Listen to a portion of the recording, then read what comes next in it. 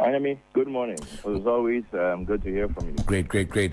Now, the former MASLOC boss has been jailed for 10 years in absentia. There are others, of course, but she is the focal point and in the spotlight at this point.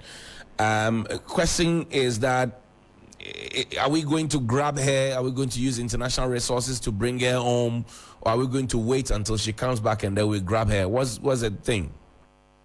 Well, I don't think the position of the state is to wait. We aside the admonition from the judge, it would be quite useless to just have all this work done. This work started, I think, in 2019 when this case started, and the person has left the shores of this country since 2021. So it's been 3 years as this trial has gone on since her absence. And the prosecutors would not waste their time, quote unquote, or the state ought not waste this time for nothing. So I think once a judgment has been handed out, the next step would be to bring whoever has been found guilty to face judgment, yes. Now, what would you say this should mean in terms of the fight against corruption? There have been varied views. Some who say, well, this is unfair. She was not given an opportunity. She said she was going to heal herself and come back. I think that perception ought to be corrected. And I'm glad you asked this very important question. You see, we are a country governed by laws, and it's most unfair, especially to the judge, to say that she was not given an opportunity. This trial started in 2019. The person left Ghana in 2021. Saying that I'm just stepping, so it was, I think, during the legal vacation. Right. So under the quote-unquote excuse that I'm just going to treat a medical condition and I'll be right back. So the understanding was that she would be back after the legal vacation. And the legal vacation is a period of 2 months. So if you haven't been back for the past 3 years, and trial in absentia is not alien to our laws. It's not a rule book. It is not a small legislation, quote unquote. It's provided for in the Constitution. Article 19(3)(a) clearly captures situations like this. So you don't ordinarily. Article 19 is saying that ordinarily people should be tried in their presence. However, there are some instances. The law provides for certain instances where a person can be tried even in her absence. So maybe with your permission, if there is time. All right, go ahead. Go ahead. Article 19(3). Go ahead. Article 19(3) says, the trial of a person charged with a criminal offense shall take place in his presence unless A, he refuses to appear before the court for the trial to be conducted in his presence after he has been duly notified of the trial. Now, in a trial process, who do we notify? You yourself have brought counsel to say that this person is representing me. So if your counsel is notified in any criminal or civil process, you are deemed to have been notified yourself. Right. So your counsel was present. Your counsel partook in the processes even after you were absent. So how do you say you were not notified? So one, notice has been given. Two, the law provides under Article 19(3)(a) that when you have been notified and you refuse to show up, the trial can proceed. So are we saying that if she hasn't come back to Ghana in 10 years, we should sit down with our legs crossed waiting for the accused person to... That certainly can't be the position of the law. Certainly. And any court which allows this to happen would be setting a very, very bad precedent. And in any case, there was another person who was charged alongside her. Right. That person too has to continue his case, or the case has to go on. So that's exactly what happened. What happened was entirely lawful, and it's not just an act of parliament that makes this law. This is the Constitution. Right. The highest law of the land makes this lawful. You tell me, what does this mean for the fight against corruption? Because a lot of people are happy about this 10. Well, some people naturally too will not be happy, but you have cleared the air there. But again, the weightier matter is, how does this answer the conundrum of fight against corruption? I think this speaks volume. I like especially the media attention that has been given to this case, and I want to thank you guys in the media, including you yourself, Johnny. Right, thank you. The fact is that it brings out a certain point. So I'm relating this especially to the second accused person, right, whose excuse entirely was that I was obeying orders from my boss and I was afraid of losing my job. That paraphrase is what he said in essence, that I was afraid of losing my job. I was just obeying orders. So his involvement, amongst others, was to draft memos to say that there's some sensitization campaign of some sort, and then taxpayers' money will be taken, and there will be absolutely no such sensitization program being held anywhere.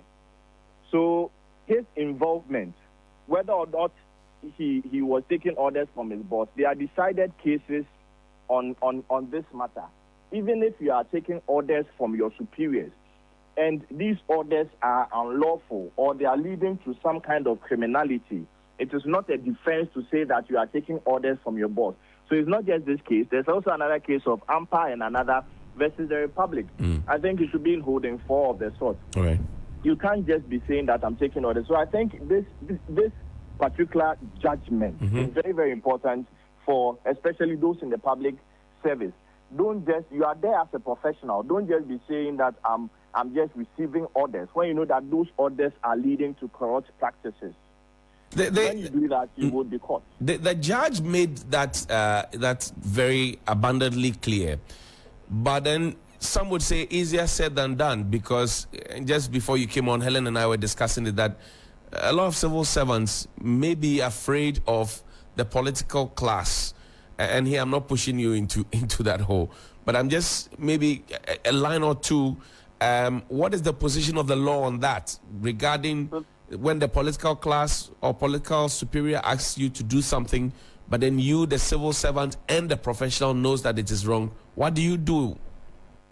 Fortunately, these same laws, I think the framers of all of our laws, or most of our laws, are very, very forward-looking, because the laws that protect civil servants or public servants or those working for government generally in public service are so strong that if you are sacked, especially wrongfully, when your employment is wrongfully terminated, for instance, one, it's very difficult to sack somebody in the public service. Two, when somebody in the public service or civil service is sacked, it's easy, especially when you have done absolutely nothing wrong.